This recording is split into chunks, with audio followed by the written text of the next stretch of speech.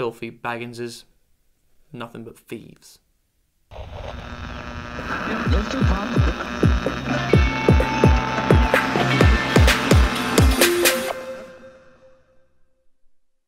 Nothing But Thieves. English 5-piece rock band from Essex.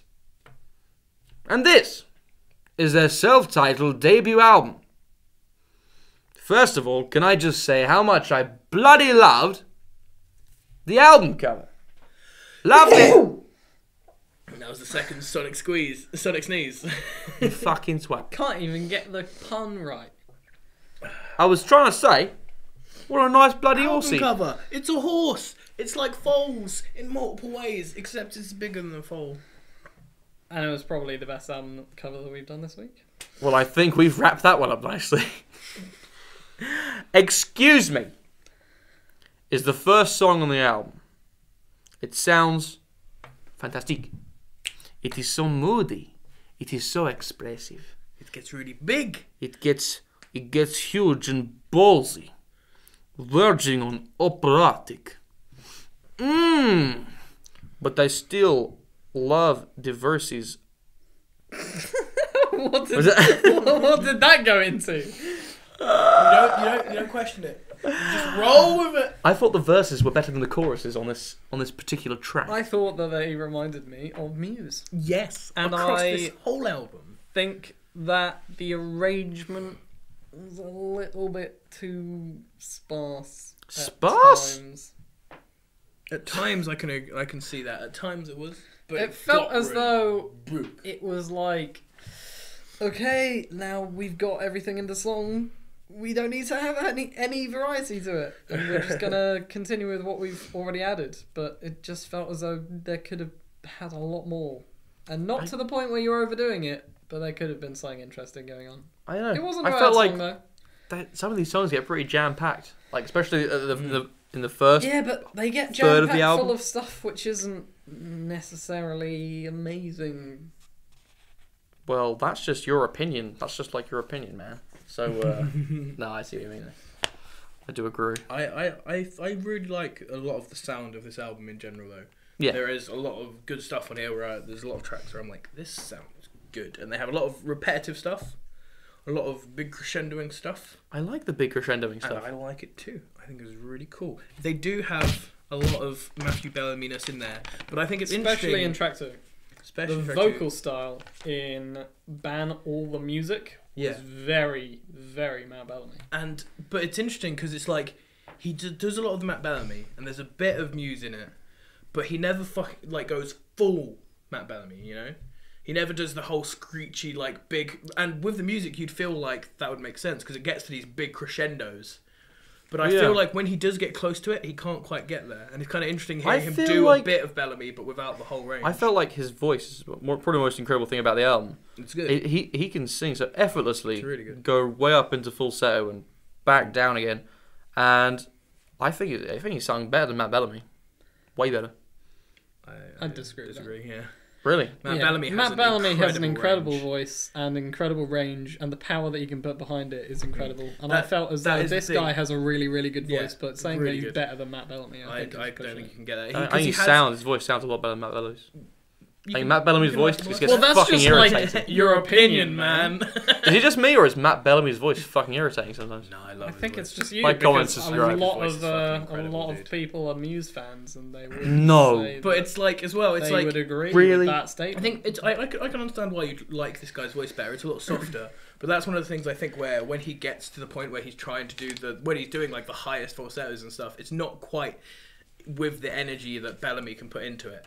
But it's nice. I would also I like like to that say it's that Bellamy-ish, but not quite. this album doesn't have very memorable vocal parts. They're really good vocal parts, but not they're memorable. not catchy. It's not They don't have great hooks. There's nothing that is like, oh, I'm gonna remember from the first listen what the vocal melody in any of these songs is, because they're not Catchy enough?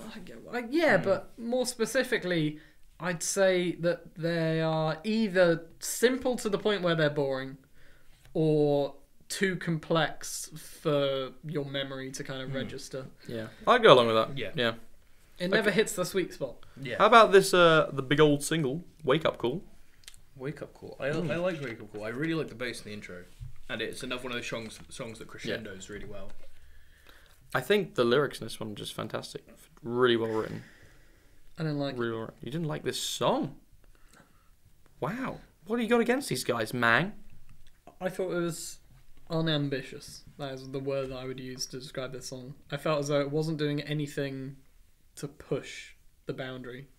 I thought it was just they went in and they tried to write a decent alternative rock / pop rock / indie rock song, and they came out with a decent alternative rock, pop rock, indie rock song, but it wasn't anything really good. It wasn't anything that challenged me in any way. I liked this song, but it didn't stand out to me. Definitely. It was probably that's one of the formulaic. interesting things about this band is that they're kind of in a sweet spot between kind of cock rock, alternative rock, and sort of indie rock, and they're doing it really, really well.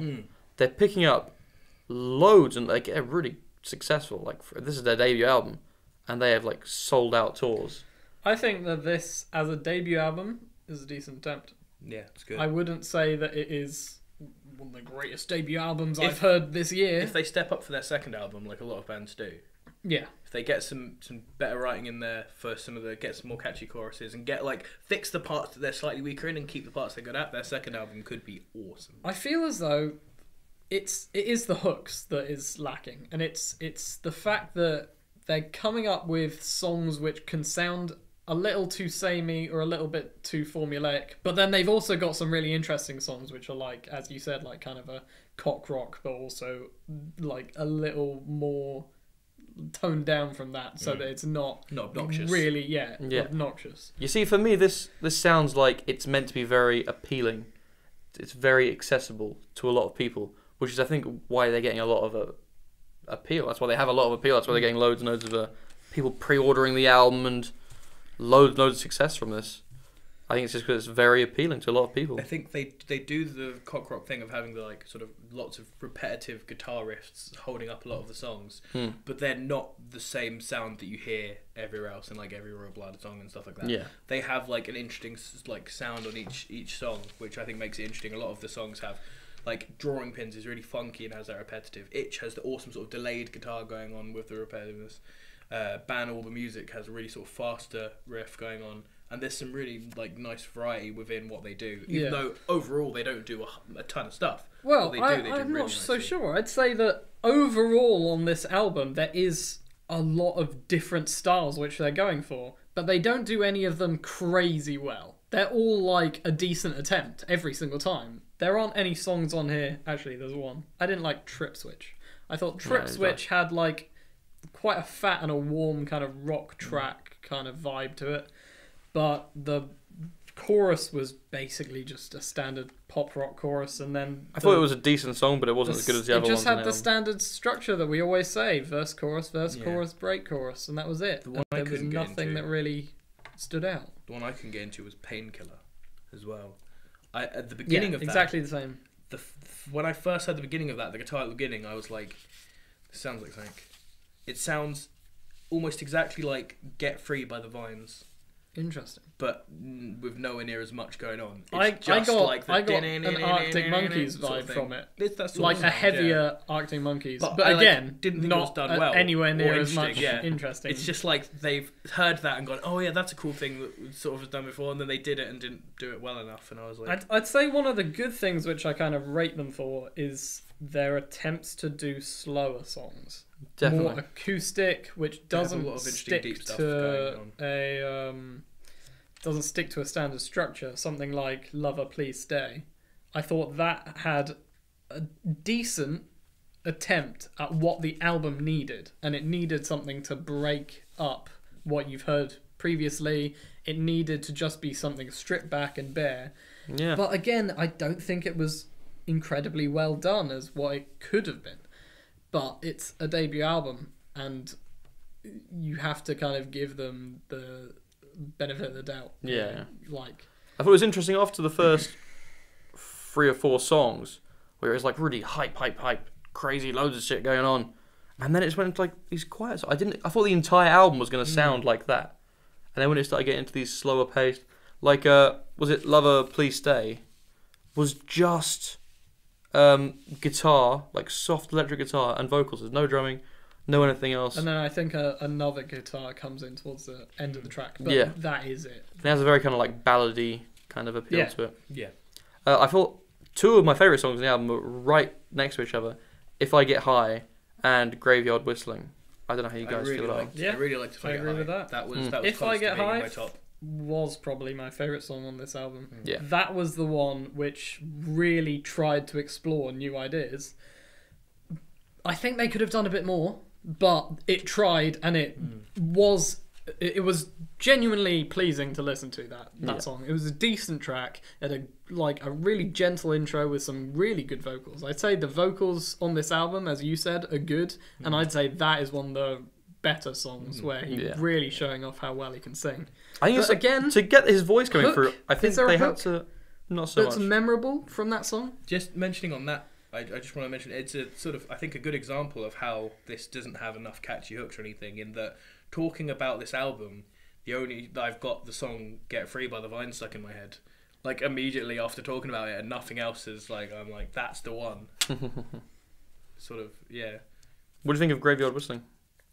I thought it was exactly the same as the previous one. Not in the same way that it's the same song, but in the sense that my comments on it would be the same. Yeah, Good vocals. It tries to explore new ideas, but I think it didn't hit me as much. it didn't hit If me I as Got High. much. And I think coming after that sort of was a disservice to it, because when I got to it, I was like, I really liked Yeah. I really liked that last one, and then that one was good, but it didn't hit me as much. Again, it tried, but it didn't push anything really new for the band, and I reckon they could have done more. I like about this band, all the songs I listened to, where for some reason I had like a negative thought about them all the way through listening to it. I kept expecting them to go really poppy and boring and ordinary, but they always did something a bit different to what I was expecting, and I was always like, oh, cool. Like, one of my favourite things about listening to new music is that I'm surprised and taken aback and go, wow, this is good, you know. And they always seem to do that. They never went boring. They never did the easy option, you know. They kind of always kept it interesting. So, Gareth's favourite songs on the album? If I Get High was really close there, but I think my favourite song is going to be Ban All the Music, Yep. Itch, Drawing Pins, and Tempt You was on this, wasn't it? That wasn't Yeah, deluxe. yeah. Yeah, Tempt You. That I really liked as well. Yeah, that was the I final thought it song. was on a the really album. good ending. Yeah, the crescendo on that song. It just built The up way so it well. progresses is just insanely good. James. Ban All the Music. Yep. If I Get High. Yeah. What? Hostage. Oh, interesting. I actually enjoyed that. Yeah. I love the bass line, that driving bass line. It's pretty sweet. I would say those three. I wouldn't give anything incredibly radical to any of the other songs. So I'd say those three were probably the three that I would recommend to anyone else. Kit Cambino. If I Get High, I didn't like Ban All the Music so much. Maybe. Is that because you don't like Muse? No, it was too cock rocky for me, that song. Oh, is that because you don't like Muse? Muse has got quite cock-rocky in there in the recent days. I don't listen to new music. Yeah.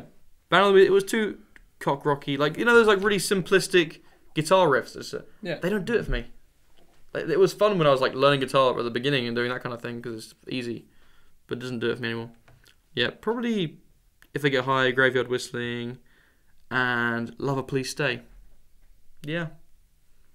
James, marks out of 10? That is a good question. Oh, you're damn right. But you knew it was coming. It is a good question. It is a good question. I'm as gonna unprepared give for this James. a to solid 6. So a 6. Interesting. No, because it's between a weak 6 and a 6. Okay. Okay, Gareth. How Okay. solid or soft are your stool 6? I'm gonna give between For a fuck's solid sake. and a strong 6. Okay. I'm going to give this a solid 7. Because it was great. The album was great. But you know what it lacked? It lacked that specialness. It couldn't be an 8. It could never be an 8. I could definitely see myself with a bit more time giving this a 7. Yeah. If I got a bit more of a chance to listen to it. Yeah. I couldn't. That's because it's not even a solid 6. It's not even. It's a soft to a solid 6. It is. What would you give it? What's the stiffness soft- of your number? How solid would yours be? Yeah, let us know the How solid is your number? That's all we want to know. Leave a comment letting us know. If you're also annoyed that the lights keep breaking on us, leave a comment and tell us. That'd be nice. Yeah. Then we can do something about it. Rage for us in the comments. That'd be sweet. We'd appreciate that. And if you like the video, give us a thumbs up. And if you want to see some more of our insane, crazy, versatile, groundbreaking reviews, what? Aha! I was expecting a lot Yeah, more. that didn't go anywhere, did it? Yeah, didn't do nothing. Oh, shit. Then subscribe. Bye, everybody. I've been Kit Campbell, your host. He's been James. You're not your host, but sitting to the right. He's been your other, not the host, sitting to the left, or other way around from your perspective. Catch you later.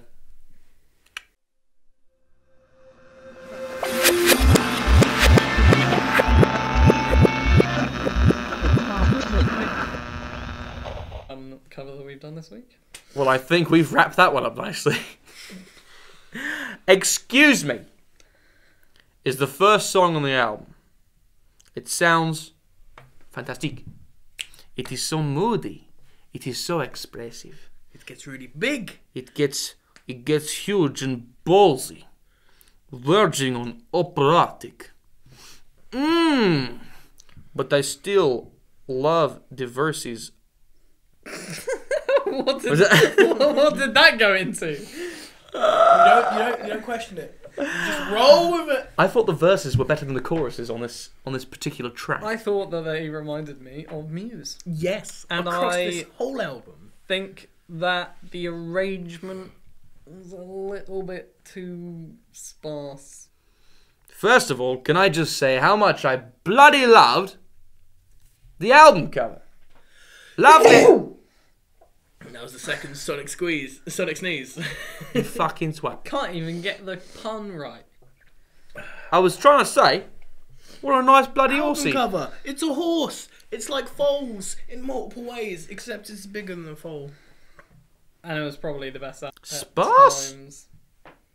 At times, I can see that. At times, it was. But It felt got as really though broke. it was like, okay, now we've got everything in the song. We don't need to have any variety to it. And we're just going to continue with what we've already added. But it just felt as though there could have had a lot more.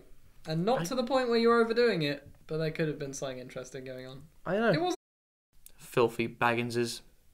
Nothing but thieves.